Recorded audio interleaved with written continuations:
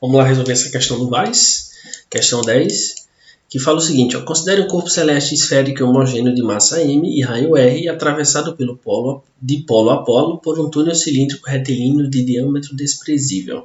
Em um desses polos, um objeto pontual é solto a partir do repouso. Sendo g a constante universal de gravitação, esse polo vai alcançar o outro polo após que intervalo de tempo. Então a gente tem aqui o corpo celeste e ele vai colocar um objeto pontual aqui. Vou colocar a massa desse objeto m.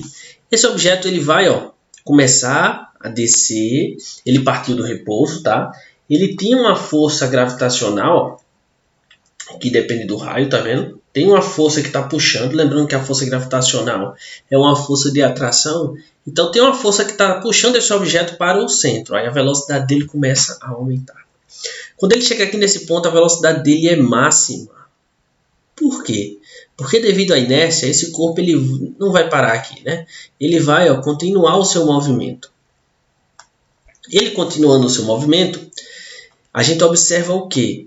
Que eu vou ter esse corpo indo para baixo ainda, devido à inércia, ele tem velocidade, mas a força agora ela mudou de sentido, né? Porque agora o centro do corpo celeste está tentando puxar ele de volta. Porque é uma força de atração. Então a gente percebe que tem uma força contrária. Então a velocidade dele começa a diminuir. E pela conservação de energia, ele vai chegar aqui com velocidade nula. Depois que ele para, ele volta novamente devido à força gravitacional. Dessa vez ele volta acelerando. Depois que passa pelo centro novamente, ele começa a diminuir a sua velocidade. Então isso nada mais é que um movimento harmônico. Aí o que é que a gente precisa lembrar do movimento harmônico? No movimento harmônico, a força restauradora aqui ela é dessa forma, Kx, ou seja, uma constante, e a força vai ser proporcional ao deslocamento. A gente tem que lembrar também que o período no movimento do MHS ele é m sobre k, do corpo que está em movimento e essa constante. Beleza, mas o que é que a gente observa? Aqui está meu corpo, aí ele está descendo, né? Ele está descendo aqui. Ó. Vou representar o túnel por uma linha.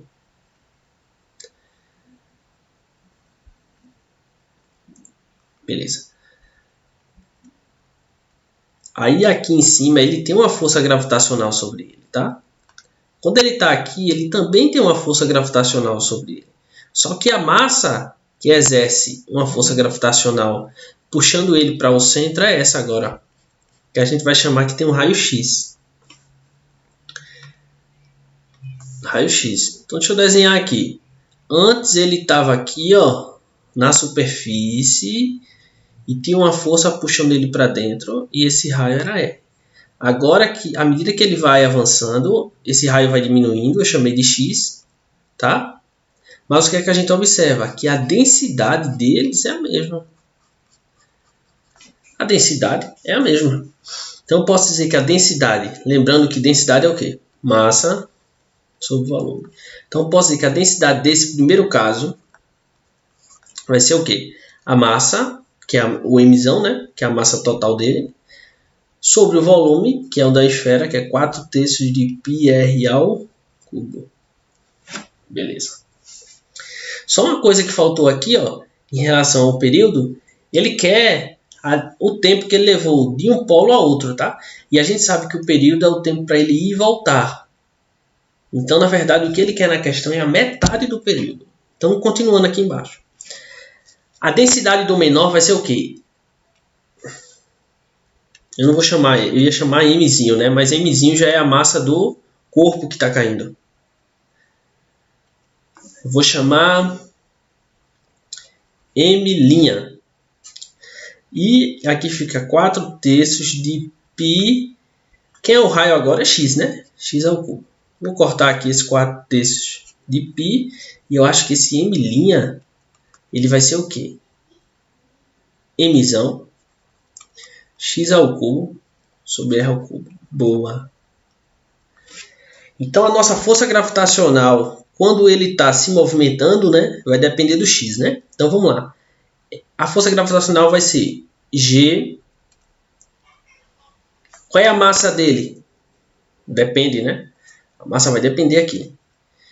Então, nesse caso, a massa vai ser mx ao cubo, que divide r ao cubo.